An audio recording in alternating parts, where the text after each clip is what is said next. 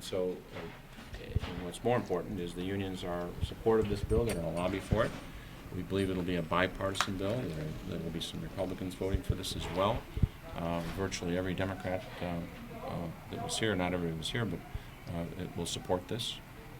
It's been much aided by the fact that the House and the Speaker has pushed a bill over here, which is, I think, forced the unions to compromise, and I appreciate the fact that they've done it. It's not easy, because this is voluntarily agreeing to take away money from their members. But it's something that will be very significant, because when this bill is passed, the unions are not going to sue on this bill. They agree with this bill, as opposed to suing on the other bill that is under consideration.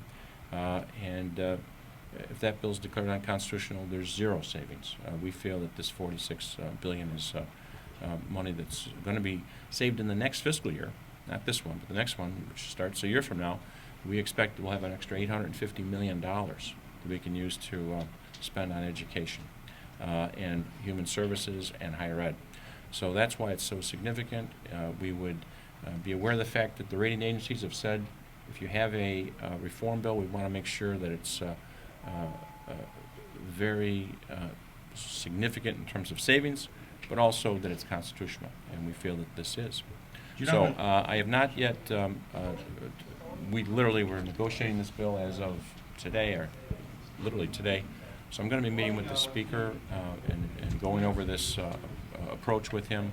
Keep in mind, the Speaker and I spent hours and hours at the mansion with the unions last year negotiating a bill using this framework.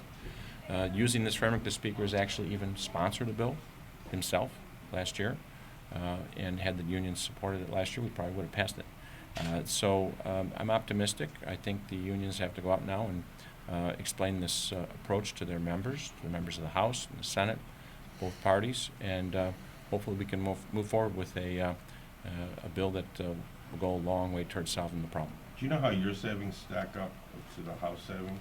Well, our savings is, as I said, we could be anywhere around $46 billion. It could be higher, could be a little bit lower, depending on what choices people take. This bill is not as risky as the bill that the House passed, because the House bill could end up saving $0, and not only saving $0 if the Supreme Court has thrown it out, but also it delays us by a year. We'd have to come back to Springfield, pass another bill, have another year of litigation, and every year that you delay, you lose at least $1 billion. So that's why I think that this is a very strong approach. It's supported by the unions. They're not going to sue us. It's going to save us a substantial amount of money. We're going to start reaping the benefits starting a year from now. But individual members can still sue, right?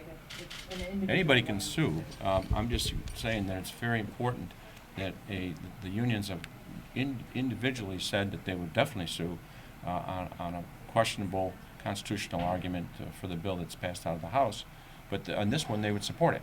And so we've done this, by the way. We passed a bill that the union supported for the Water Reclamation District pension. There hasn't been any lawsuits, and because the union supported it. And I think that's very significant. It was the Speaker's bill, right? I sponsored the bill in the Senate. The Speaker sponsored it in the House. Whenever you can get unions to agree on a major pension bill, you should codify it. That's what we said when we passed that bill for the Water Reclamation Districts, and that's what we should do here. How do you convince the House and the Speaker that consideration has to be part of the final solution? The Speaker has been working with that concept before. He sponsored a bill. I can't remember the bill number. Senate Bill 1673. 1673. He sponsored it. So he's not adverse to that. He understands the constitutional arguments. I would once again applaud him for passing the bill he passed over, because I think it focused on the unions, made the unions focus on what we were trying to accomplish here, and I appreciate the sacrifices and the compromises that the unions made in this bill. Was that part of a grander plan between you and the Speaker to have him put pressure on the unions? No, I didn't. He told me he was going to use my bill to put the amendment on, but I wasn't part of his negotiations with this caucus. I didn't know what we were going to be able to accomplish with the unions, so I didn't involve him in this negotiation, but now we have this agreement. And so now it's time to see if we can reach an agreement between the two houses. You anticipate you'll take this out of Senate Exec on Wednesday, correct? That's correct, and vote on it on Thursday. On the floor? Yes. Okay. What happens to Senate Bill 1 for now? Well, let's first see what happens with this and see what the reaction is to this, and see what the reaction is to first in the Senate and then in the House, and see if folks agree that this is, now that the unions have come up with this major concession, that maybe we can advance on this more constitutionally sound platform. Do you want to preemptively respond to people who say House has done one thing, Senate's done another, now they can both walk away saying they've done something? But we're not walking away. This is a Senate bill. We're choosing this to be a Senate bill so that the House, if they want to make some adjustments to it, we're open to it. It's not a take it or leave it situation at all. We know we have to pass a pension reform bill this year. We're the worst funded in the nation. It's affecting our budget. We have to free up money for next fiscal year and fiscal years after, and that's why we have to pass these bills. We know that. Have you talked to the governor yet about any of this? The governor's should get credit for pushing pension reform right from the start, and I think he'd be very happy to sign any bill that we can pass out of the General Assembly with the complications that are involved in passing a bill, both the union's opposition and now support, and the Constitution itself. It's very tricky, very difficult to pass this, but I think the governor would sign just about any bill we can pass. So if this passes in both chambers, you're comfortable spending some of the savings for next fiscal year? Well, we would have to. I mean, that's what, we've seen a big decline in education funding over the last 5 years. That's something which we're going to have to struggle with for fiscal year 14, the one that's coming up right now. So that's why we're doing this, in my opinion, because we're freeing up money for education over the next 30 years. Would this be paid 100% after 30 years? We're keeping the same funding schedule that we have in the law right now, which I think is 90% in 2045. So it's the same schedule we have right now.